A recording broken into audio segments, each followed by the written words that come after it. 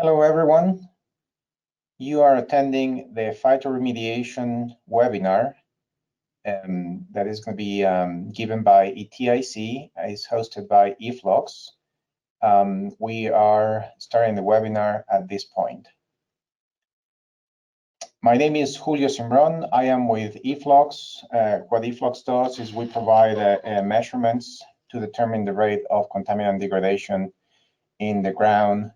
We have been into educational materials, presenting to broad audiences to educate them about some of the things that are happening in our field. And today we are honored by hosting this webinar by ETIC on phytoremediation. Before we get started with this webinar, I want to take a pause to acknowledge the situation with the pandemic. This week, we are going to have a landmark of about 100,000 people dead in the US, about 3 or 3.5 times more people dying from it worldwide. And obviously, there's life has changed for all of us in the last few weeks in ways that we never imagined. And amongst this chaos, I want to acknowledge the work of all the essential workers that are making things happening, making things that we get food available to us, producing the food, distributing it, that we have hospitals, that those that are sick have the care that is available, and they're really putting their life in the line to do this. So just take a brief pause to acknowledge their really heroic efforts. Having said that, I'm going to switch gears and I'm going to now introduce our speakers today. So Brent is a professional engineer. Ryan Hoy and Sean Bowen are professional geologists. Tim Hendrickson is a project engineer. All of them are with ETIC. The four of them are have over 6.5 decades of professional experience. They have been working in this project for well over 5 years in the planning stage. And they planted the trees about 5 years, and they have this very interesting story to tell about their phytoremediation project.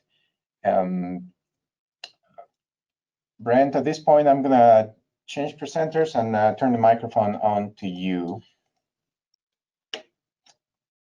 All right. Well, thank you, Julio, and thanks to E-Flux for hosting ETIC. We're excited to share some details regarding this phytoremediation project that we have developed and implemented here in the Central Valley area of California in the United States. As the title here on screen implies, we're going to be looking at a site that we, ETIC, assessed an existing remediation approach that was operating at the site, a standard pump and treat site, and walk through our process in terms of coming to implement phytoremediation. That is a tree-based remedial approach at the site. So moving to our next slide.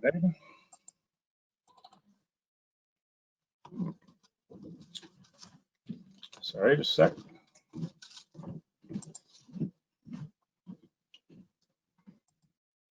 Brent, if I can interject as you're changing slides here, getting started, I want to remind people that that in the end we intend to have a Q&A session. So the questions that are coming up to you as Brent presents, please save them to the end, or you can email communicate through the chat with us, so we can answer them at the end. Okay, thank you, Julio. So just a brief overview of what we'll be covering today. We'll give a little background on the site itself, and we'll talk about our feasibility assessment in terms of consideration of phytoremediation as an approach for the site. I'll give an overview of what implementation of the phytoremediation approach looked like for this site and some of the particular challenges and solutions we came up with. And then we'll monitoring and data collection for documentation of biodegradation at the site has been critical to this project, and we've utilized E-Flux's CO2 flux analysis tools, and we'll talk about how those were used for this particular site, a very valuable aspect of documenting remedial progress at the site. And then we'll talk just a little bit about where the project sits now as far as progress and what we see in terms of the future. There's the image on screen in the oval. There is just a snapshot of what the site looked like probably about seven years ago or so, when it was still a operating both retail and fuel distribution facility. Kind of a unique site in the sense that it's primarily, most of its customers are agricultural.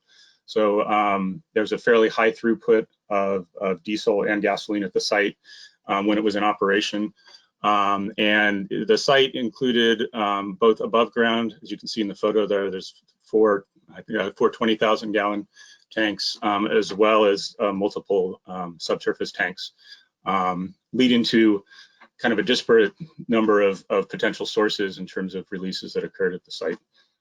Kind of moving below ground, this is just a site conceptual model image that we've developed to help us think about the hydrogeology and the locations of potential COCs, hydrocarbons in this case. The site, groundwater at the site is fairly shallow, ranges from anywhere from 5 to 10 feet below ground surface.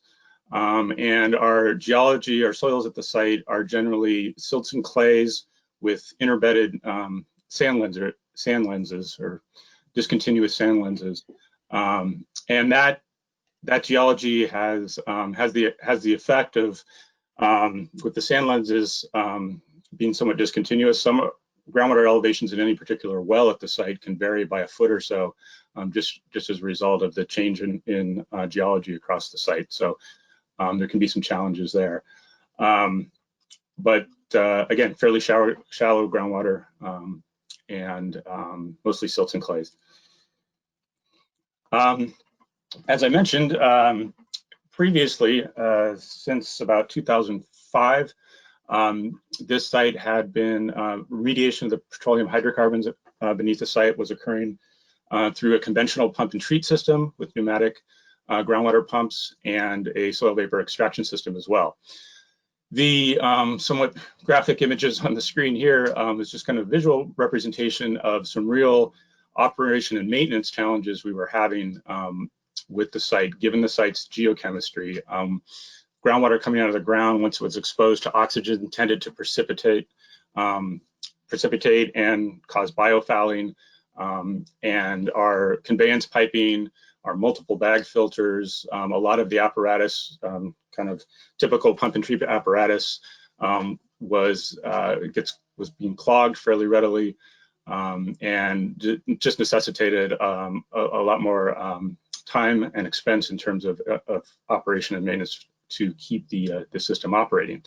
And those of you that are familiar with pump and treat operations will be familiar with the phenomenon that as we removed the bulk of the contaminants, or as the system operated for a number of years and was able to extract the readily available hydrocarbons, we were seeing diminishing returns in terms of pounds of hydrocarbons removed, on a monthly basis, something we generally, often face with pump and treat systems. Plus, we had this added complication of the operation and maintenance effort being so significant. So we started looking at remedial alternatives. We knew we wanted to improve the efficiency and look for something more sustainable, less energy intensive in terms of the previous remediation system. So we started considering several options, phytoremediation being one of them. So this is just an image on screen now that we like to use just to kind of introduce the various phytoremediation mechanisms that can be applied to a site.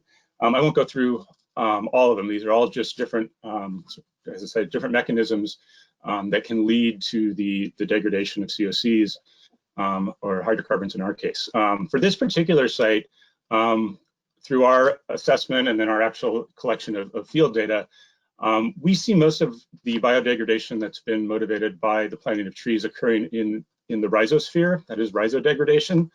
So often when people think about phytoremediation, they think more about phytoextraction, that is the actual extraction of a contaminant through a plant's structure and up into the leaf structure or somewhere in the plant's biomass. In our case, particularly with hydrocarbons, we believe that most of the degradation is occurring in and around the root structure of the plants, and it is the enhancement of the microbial populations in that root zone that's provided by the trees that's led to our increased rate of degradation of hydrocarbons.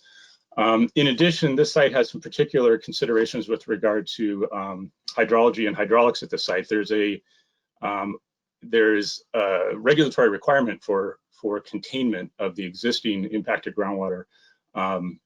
There are, to the east of the site, there's a residential neighborhood. So offsite migration has always been a concern and a priority in terms of remedial goals for the site. So we also needed to, when we looked at phytoremediation, we needed to consider what we could provide in terms of hydraulic containment. I'll talk a little bit about that in this next slide. So there's several preliminary considerations that we looked deeper into as we considered phytoremediation. And so this need for hydraulic control, at the time, our directives from the regional board here in California had specific requirements for maintaining the control that the pump and treat system had been providing in the past. So one of the first things, before we got too far along the line, one of the first things we did is decide that through some computational modeling, so groundwater flow modeling, that we were able to construct using ModFlow, the USGS kind of standard groundwater flow model.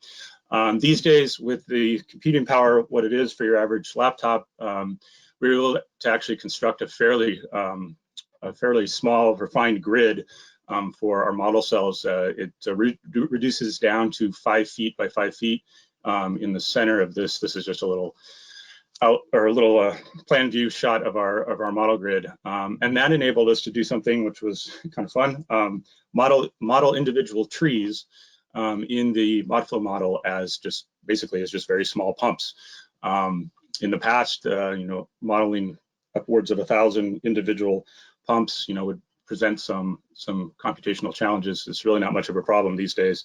So there was as we looked at this, we found some other examples in the literature of folks using ModFlow to simulate the actions or the hydraulic actions of trees and their evapotranspiration or their uptake of groundwater. So that looked like a good tool to start assisting us in considering whether or not this hydraulic control could be provided by the planting of trees. We consulted with other environmental engineers, arborists, plant biologists, and poplar trees emerged as probably as a likely good candidate. They're very hardy, can generally grow in fairly extreme conditions, and this is a site in terms of temperature and precipitation that's a little bit extreme relative to the rest of California. It's those of you who know the Central Valley of California, it can be very warm out there, very hot, multiple days of 100-degree Fahrenheit plus temperatures. In fact, I think it's about 100 degrees out there today.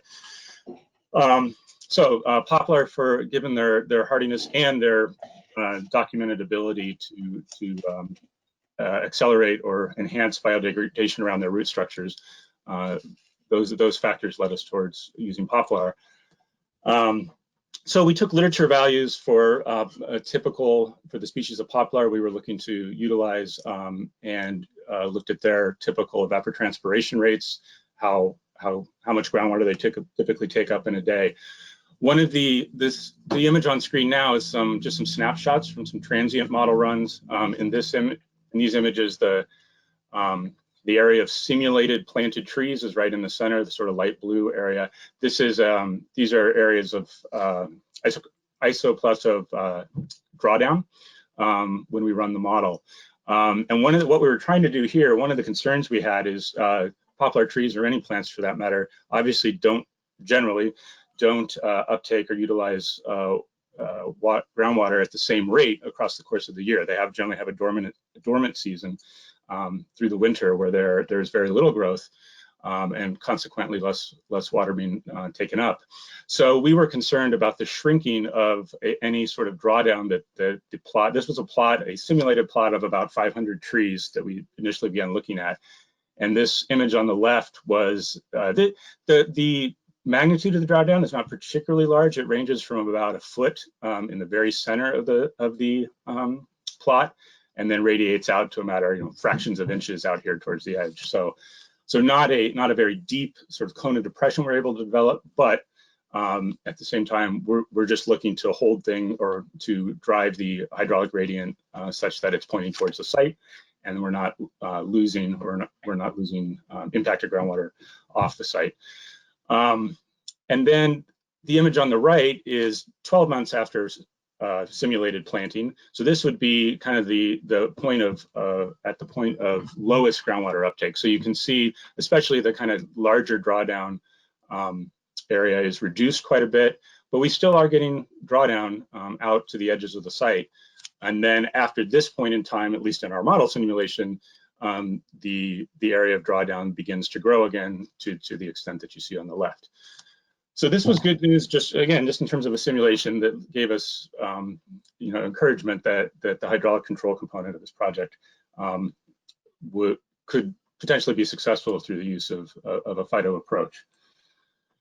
The other aspects in considering phytoremediation that we looked at, as I sort of alluded to earlier, were we were looking at trying to improve the sustainability of the project. We knew this was going to be a fairly lengthy project in terms of reaching remedial goals. So metrics such as energy consumption, greenhouse gas emissions, the actual just risk factors for our employees and field folks working at the site. We assessed each of those across several different options, including phytoremediation, and looked at it in comparison to the existing system. One of the numbers or sort of assessment numbers we came up with was, at the time, this would have been about 4 years ago, we were producing or emitting about 86 pounds of carbon for every 1 pound of hydrocarbon we were recovering out of the subsurface. Didn't seem like a great number in terms of efficiency. So again, more motivation to look at something a little more sustainable. Another advantage that phytoremediation can have over conventional, more energy-intensive approaches is that just the mere planting of plants or trees results in the sequestration of some amount of carbon. So there are some tools available. There's an EPA urban forestry tool that will provide estimates for different species of plants in terms of how much carbon you're sequestering in the subsurface just through the planting of trees. And we were getting up, if we built out this project, we were going to do it in a phased approach, we would realize about 6,300 pounds of carbon sequestered over the course of a year once the project was fully planted. So that just kind of a little bit icing on the cake as far as the sustainability and improved efficiency for this remedial approach. So we continued to move forward, started thinking about how we might, given the positive analysis we were seeing and considering phyto, we started to consider how we might actually implement this. We decided with a phased approach. That's what you see on the screen now. This red outlined area is what we called our phase 1 area. Was really obviously to test the concept, prove it out in terms of the viability of the trees and the hydraulic containment we were looking to provide, and the enhancement of bioremediation. So we started with this red area, and actually the figure as a whole represents what the site looks like today. We were able to move forward with a phase 2 planting as the green dots or the green symbols, and then finally planted a phase 3 last year. So the site's completely planted out as we sit here today. So we went ahead and procured a couple different species of poplar and to plant that blue area out, and planted our trees about 4 years ago. And fairly early on, this is a picture from about, I think about July, and we'd planted in March. And we implemented a tree health monitoring plan. It involved monthly tree health surveys so that we could document the health of the trees and try to identify any trends with regard to health issues or mortality. One of the things we noticed early on, and the purpose of this particular slide is to show the kind of the disparity in tree health we realized after the initial planting. We had plenty of trees that look like the one you see on the left. We also had plenty of trees, unfortunately, that look like the tree you see on the right, desiccated, obviously not doing well. And it was quite a challenge. It was interesting. What was interesting was sometimes these issues, trees right next to each other. In fact, in the image you see on the right, you can see a relatively healthy tree right next to the one not doing so well. And this was pretty common throughout the site. So we really had to develop a fair amount of ways of assessing our tree health data, parsing out potential negative health effects. And as we neared, let's see, this would be towards the end of our first planting year. This was just an image of one of our tree health surveys, I think from September. The black dots in this particular image are trees that we don't think are gonna make it, that are probably gonna die. And the other green were healthy, and yellow, just some minor damage. Red were a little more severely damaged. But this was concerning to us when we started to see this data. So we went through a process of trying to understand why some trees were doing well and some were not, basically. We conducted some more rigorous testing of the subsurface in terms of soil and agricultural parameters for the soil, salts, boron, that sort of thing. And in running those soil analyses, we definitely came to the understanding that the salt content of this site, as well as boron, was fairly high. It's known in general, salt and boron levels in the Central Valley of California are higher than average. This was even high for the Central Valley area, the San Joaquin Valley area. So that can stress trees. So we figured that that was part of what was causing tree health issues. We also noticed some things we didn't expect, and one of the more consistently sort of correlated factors in terms of the tree health was we found that when we plant our trees, I'll show an image here in a minute, but we plant them as what were termed whips, just really kind of like 5 to 10 foot long sticks, generally harvested from other poplar trees. And we plant them such that that they were planted anywhere from 5 to 7, 8 feet deep. That meant that some of the trees, when they were starting out, only had about, some of them as little as 2 feet of biomass above the subsurface. And one of the things we found was that the trees that started out as a shorter tree when we planted them really struggled to get going and to begin photosynthesizing, producing more leaves. And we talked to some other plant biologists, and it seemed to, general consensus was that there was a critical amount of tree biomass that needed to be above ground when starting in order for them to have kind of enough surface area, enough exposed area to sunlight and such to get going. So that was not something that we had necessarily considered initially, but we could really see we had records of all the tree height, or each tree's height when we planted, and that was fairly strongly correlated. So the end result of that analysis after phase 1 was that we came up with we thought we had a decent handle on what was causing stress in many of the trees, and at the same time we had a lot of healthy trees, so we knew it was possible to grow for these poplar to take hold here. So this image on screen now is something that a couple different things we did in terms of it. This is a cross section of our planting plan. And what we decided to do was provide the trees a larger borehole to be planted in, 2 foot in diameter borehole, and give them, pack that borehole with native soil and 20% mulch and some mycelium chips, bacteria growing basically on bark that's generally thought to enhance biodegradation, and also a particular compost or compost tea called Syntrophy. So we we could see we suspected that the soil conditions were stressing many of the plants, as I mentioned. And so in this situation, with this planting plan, we thought we'd give them a bit of a buffer from the harsher surrounding environment so that they could grow larger. The root structures would eventually, the idea would be the root structures eventually grow out of the initial borehole and into the impacted soils that we need to remediate. But this would give them a little protection early on when they were young. We also ended up, because of, as you saw in that one tree, the temperature at the site were just so extreme that we felt like we did need to provide a small rate of irrigation early on in the tree's lives. Now, we don't want to provide, it's a balancing act, because you don't want to provide so much irrigation that you're negating your hydraulic control effect that we were looking to achieve. So we came up with rates and irrigated only through the hottest months of the year for the tree in the tree's first 2 years of life. And we thought that would help mitigate, again, some of the environmental factors. Another component that we decided to implement, we worked with John Freeman at Intrinsics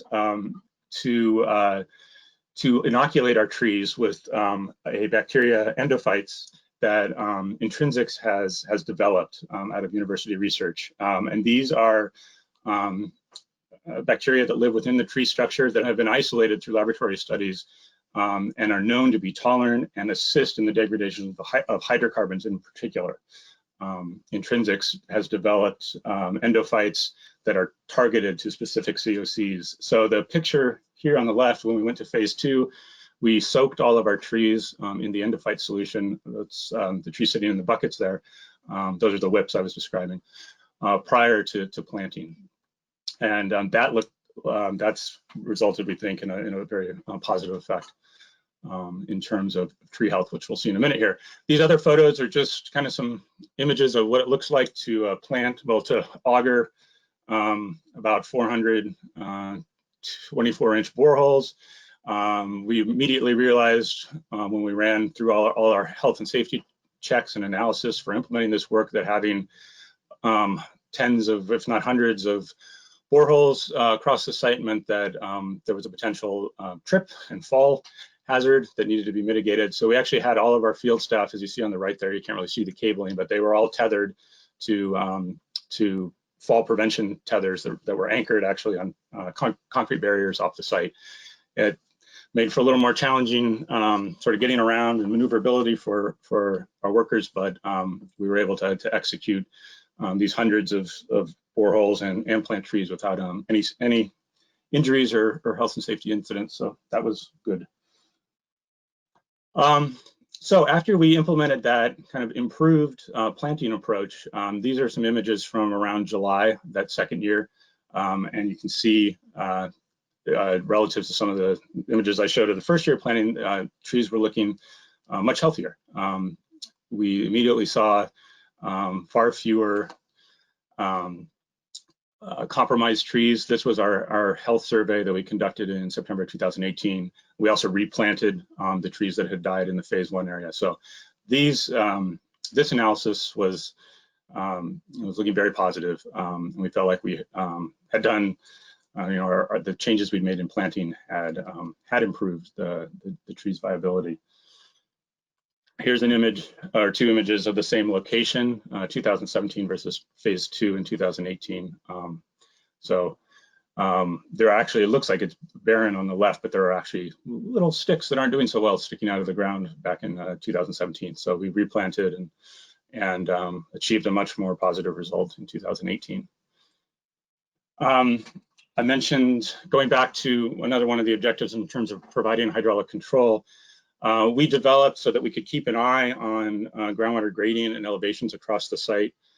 We developed a network of groundwater elevation transducers, continually recording groundwater elevation, and then located those transducers such that we had cross gradient data from both inside the tree plot and outside of the tree plot. So the green line you see on this particular plot of groundwater elevations over time, these were 2 cross gradient wells that we've, amongst several couples of wells we've used to compare. You can see prior to the planting of the trees, these two groundwater elevations were tracking along at a fairly similar elevation. And then as the trees were planted and began to grow, you can see the green line drop just a little bit below the brown line, indicating that in plot, we seem to have reduced or lowered groundwater elevations as we had hoped. It does appear that following rain events or influx into the basin, that tends to kind of overwhelm that difference. And then when that kind of transient change in hydrology goes away, then we see the in-plot trees again exerting an influence to lower groundwater inside the plot. So this was pretty useful data, and we continue to track ground elevations in this matter going forward. Also critical to the project, and especially in our discussions with regulators and documenting the enhancement and degradation of the site, we've used E-Flux's CO2 chamber or CO2 flux chambers. There's a little picture of one under the construction barrier there on the right. We have, at this point, we have a total of, we've added, as we've expanded the plot, we've added additional CO2 flux chambers. So there's about 25 of them at the site. And we generally are taking a round of, across the site, of CO2 flux measurements in May and September. And the real power, which some of you may know who are familiar with E-Flux, the real power of this data is its ability to distinguish hydrocarbon-derived CO2, that is the degradation products of microbial degradation of the hydrocarbons, versus what we call modern carbon, just regular, well, more modern carbon that likely is not associated with the degradation of hydrocarbons. And then, so that is done through E-Flux's analysis of the chambers after we let them sit in the field on the surface for about 2 weeks. And then an isotopic analysis allows E-Flux to distinguish between those two sort of types of carbon. And then E-Flux provides the service and to further take that data and convert it into a source zone depletion, natural source zone depletion rate. And that can be quantified as actual gallons of petroleum removed from the site through biodegradation processes. So that data that we collect, I'll move a little bit quickly through these because there's a summary slide here that kind of brings this all together. But the data we collect in these via the E-Flux CO2 chambers, we like to plot it up as a pie graph. So each of these pies represents a different location in the site. The green portion being the size of the pie overall being the overall CO2 flux rate, and then the green portion being the percentage that is hydrocarbon derived, and hydrocarbon derived CO2 versus modern carbon.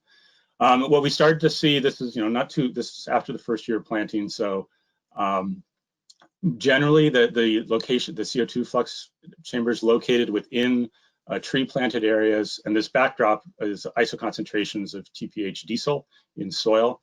So generally areas of higher TPHD concentration with trees planted showed a higher percentage than out of the plot areas in terms of the amount of hydrocarbon derived CO2 coming out of the ground. It wasn't quite as obvious early on because the trees are fairly immature. If we move forward a year, you can see the overall CO2 flux coming out of the ground is increasing, particularly in areas where trees are planted, and we continue to see a higher percentage of hydrocarbon-derived CO2 flux in areas where we have high concentration and trees planted.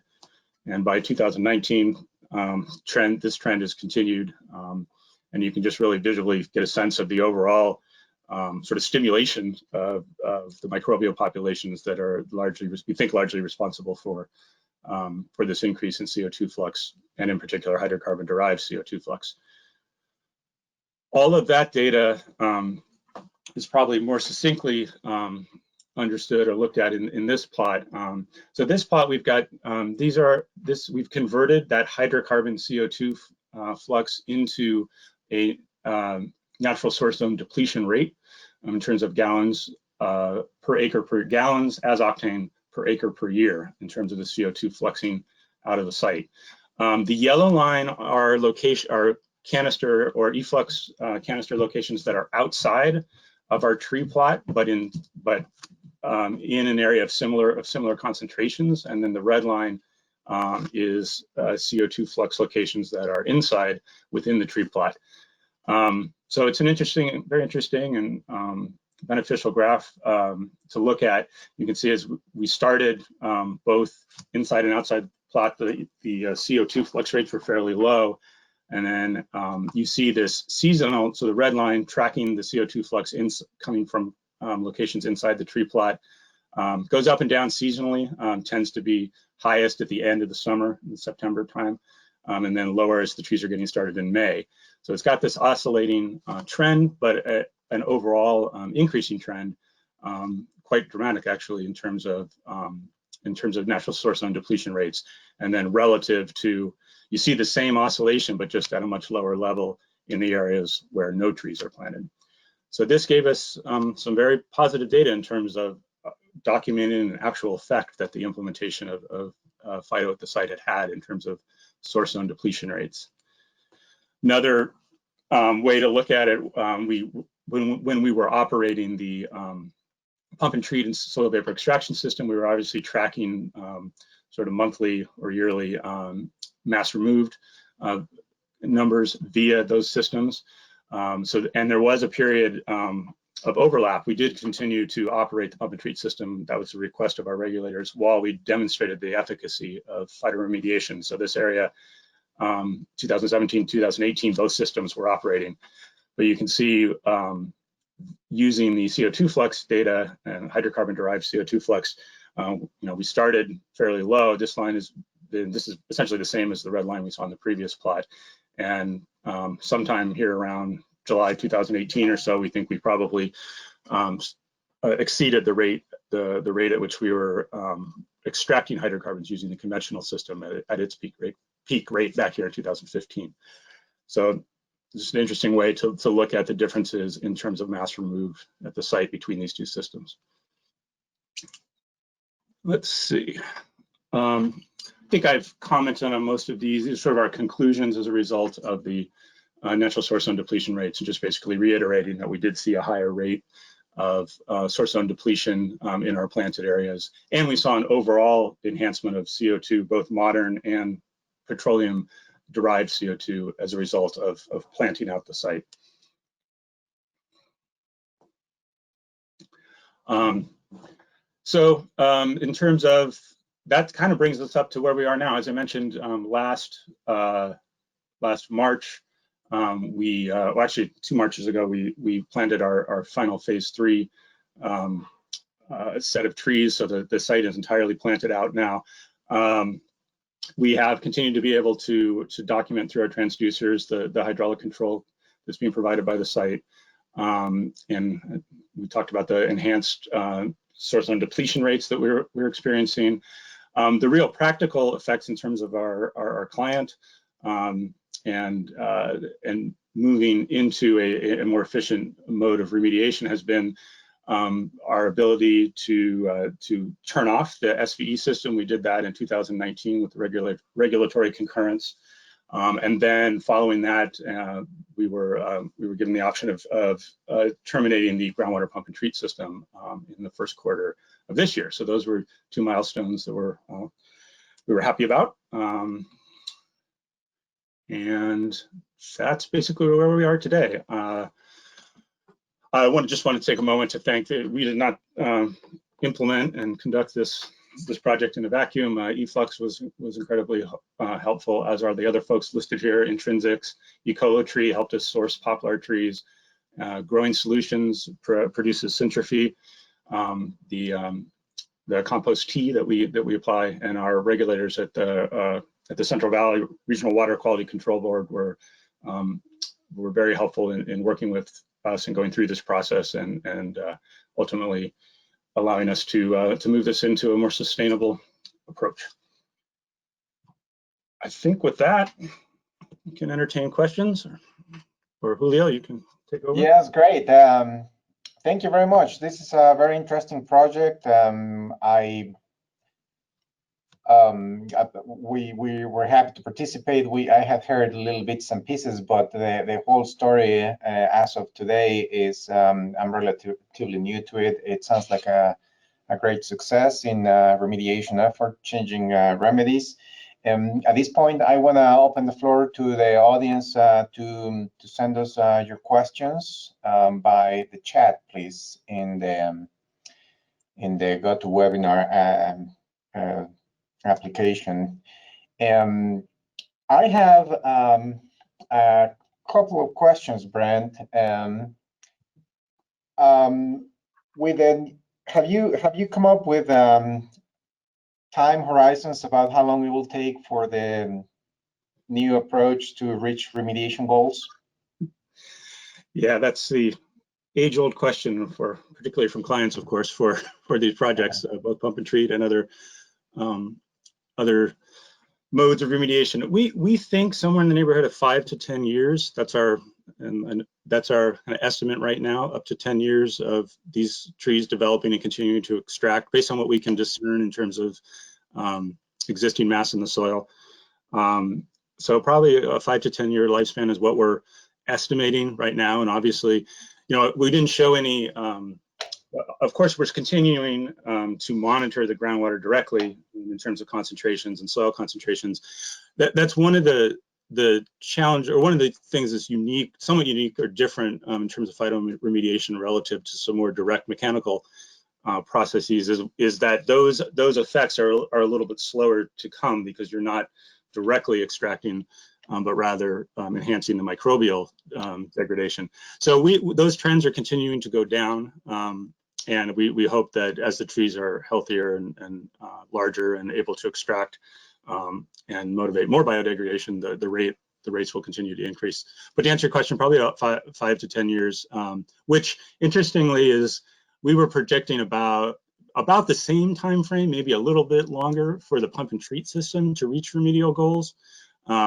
So, that those two, the time horizon is somewhat similar. However, the big difference is in terms of efficiency and cost and sort of ease of operation is that we're not having to maintain and operate and expend the energy necessary for a pump and treat system over those 5 to 10 years.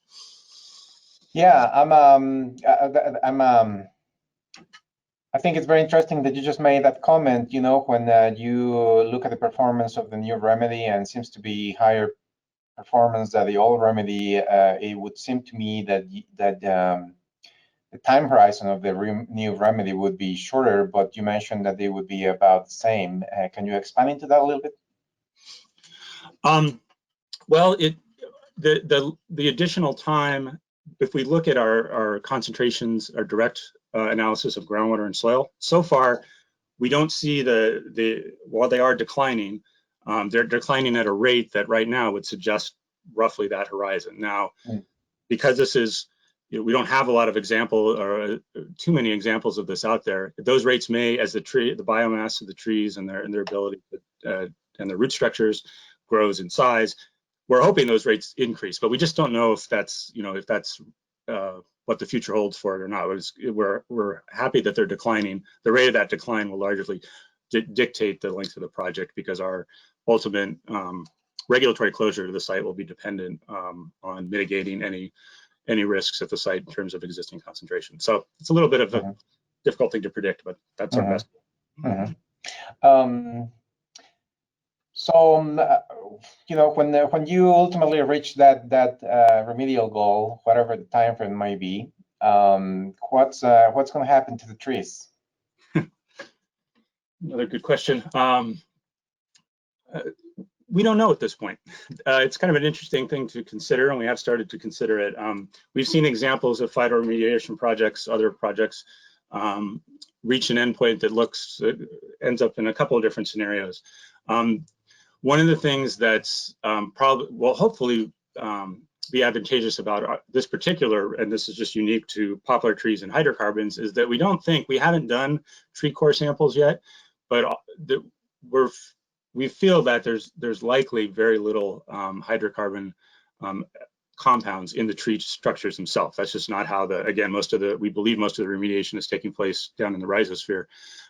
So that raises the possibility of The trees could be harvested. Poplar can be used for lumber. It can be chipped. The trees could be turned into wood chips. Again, that would require, and we have not done this at this point, but obviously testing some protocol that we would need to get buy-in on in terms of analyzing the tree tissues itself to make sure it's devoid of any elevated hydrocarbon compounds. That's one possibility, is simply a harvesting of the trees and trying to find some reuse of the wood or the lumber. We've also seen examples of phytoremediation projects that have been turned into parks and landscaped and made available to the public. There could be some possibility of that for this community as well. Again, with obvious assessment of any residual contamination and mitigation of any risks that might be present as a result of the previous contamination. So those are somewhat amongst those options. I think that's probably where this project will end up. We really haven't had serious discussions about that at this point because it's far enough away that we'll be looking into that closer to the project's end. Yeah. And I'm just thinking out loud. It seems that part of the answer might depend on what the ultimate land use is. Yes, very much so. We've seen examples. There are examples out there. This is a rural environment. There are examples in more urban environments in terms of residential development, and these areas be turned into just aesthetically pleasing landscaped areas. Sometimes, if there's residual concerns in terms of direct contact, they're even fenced off so that they're not exactly an area that's accessible by the public, but it looks nicer, more aesthetically pleasing than an empty field. So it does. Phyto does have some nice possibilities in urban areas as well. Yes. Yeah. Thank you for sending your questions. Here's one that I find kind of a common one that is very interesting. From the abstract and your presentation, it seems like you got regulatory acceptance. Can you describe how that process was? If there are any key elements to make that happen? Yes. Yeah, they are our regulators. The Regional Water Quality Control Board in California. They are the lead regulators for this site, and we. After we did our own internal assessment of the possibility of phyto, we fairly quickly started meeting with them, really reached out and explained what we were proposing. And before we planted one tree on the site, obviously, took them through largely some of the preliminary information I shared today. And I think demonstrating that we had metrics such as the E-Flux chambers, that we intended to develop a fairly robust way of method of documenting hydraulic control. We were making sure they were comfortable that we weren't abandoning any of the goals that the program, the regulatory program required. The other thing that I think, and this somewhat unique to our regional board here in California, is there has, over the last couple of years, there has been a fairly there's been an emphasis placed on sustainable remedial solutions. I think it's a very interesting dilemma that now, given carbon emissions being what they are and such, that regulators, at least some in California, are starting to really look at. Kind of really boils down to sort of that number I put out in terms of 86 pounds of carbon emitted for every pound of hydrocarbon taken out. What's the cost benefit there? Is there a way to affect remediation in a way that doesn't lead to additional greenhouse gas emissions or other sort of unintended negative effects on the environment? And they had actually, this particular branch of the regional board had started an internal program initiative to start to ask consultants and responsible parties to consider and demonstrate that efficiency and sustainability was a consideration in implementing the project. So that was very fortuitous, in that they already had a kind of a preconceived interest in that aspect. Yes, great. Thank you, Brent. We have a ton of questions. I appreciate the involvement here. as I am skimming through them, I can see that there's probably 3 types of questions, general questions. And I'm sorry, I don't think that there's going to be time to answer all of them. But if we put them in these buckets, maybe we have a chance of at least answering part of your question. The 3 things that I'm seeing here, Brent, is one is, can you remind us briefly about the details about how you did the planting and the watering of the trees, what depth, supplemental nutrients, things of that nature? And maybe I should stop there and wait for the second until you are done answering this first one. Okay, yes. Yeah, so I guess I'll speak mainly to our what I call our phase 2 planting, which I think where we realize more tree health success. So these were 24-inch boreholes that we augered. Actually, in the end, just used a 24-inch auger on a little skid steer bobcat. So not a full drilling rig or anything like that, because we're just kind of drilling holes as quickly and safely as we can.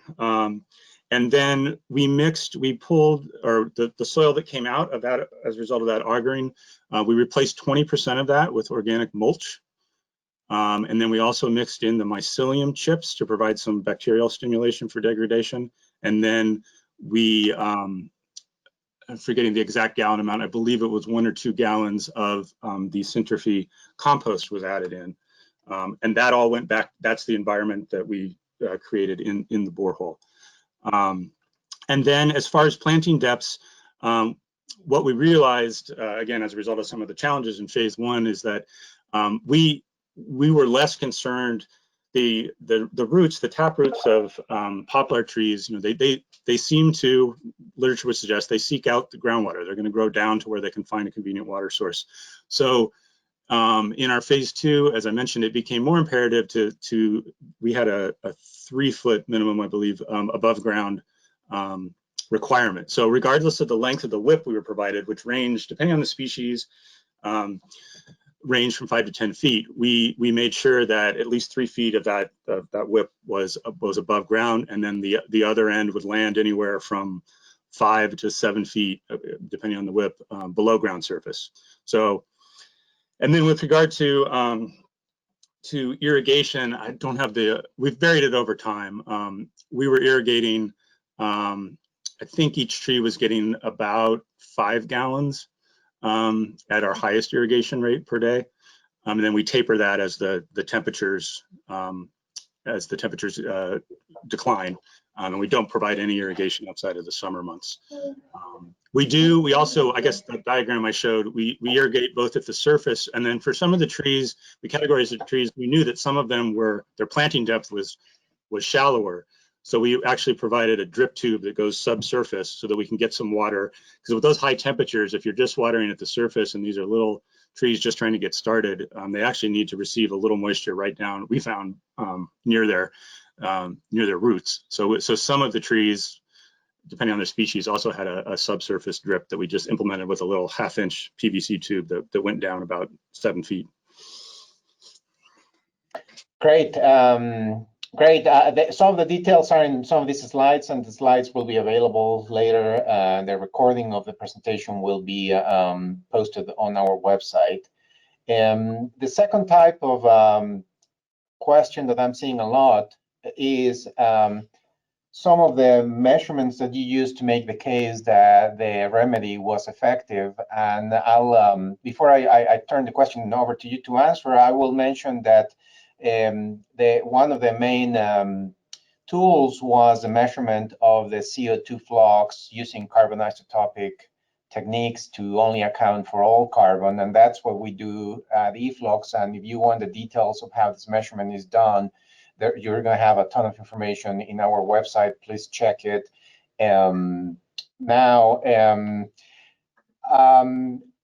Some of the questions are that we see, Brent, are about that measurement, but there's also questions about if you use any other measurements to make the case that there was uptake rate by the contaminants, or there was some enhancement of the soil microbial population, or along those lines. Did you make any of those? measurements, or are you planning on making? Yeah, we did. I'm glad you bring that up. Just in the interest of time, I didn't present. We have collected a body of microbial population data using Microbial Insights, a laboratory that will analyze microbial populations. So we have been documenting that with annual monitoring, or documenting the microbial population and change in microbial populations. And those are important tools as well.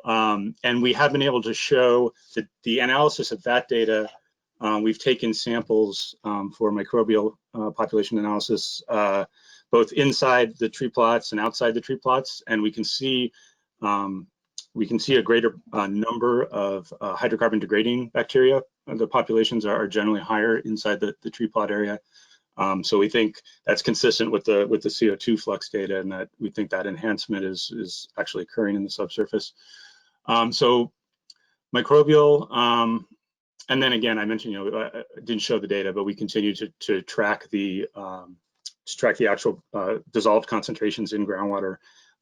We do monitor, because of the considerations in terms of potential risk exposures. We do monitor vapor from the subsurface through a series of vapor probes. So that really that actually is pretty important, because in terms of potential exposure to nearby residents, we need to make sure that there aren't any elevated concentrations. And so far, as I said, all those concentrations, both vapor, soil, and water, are continuing a declining trend. We hope that trend, just as the trees mature, increases in terms of its rate. Great.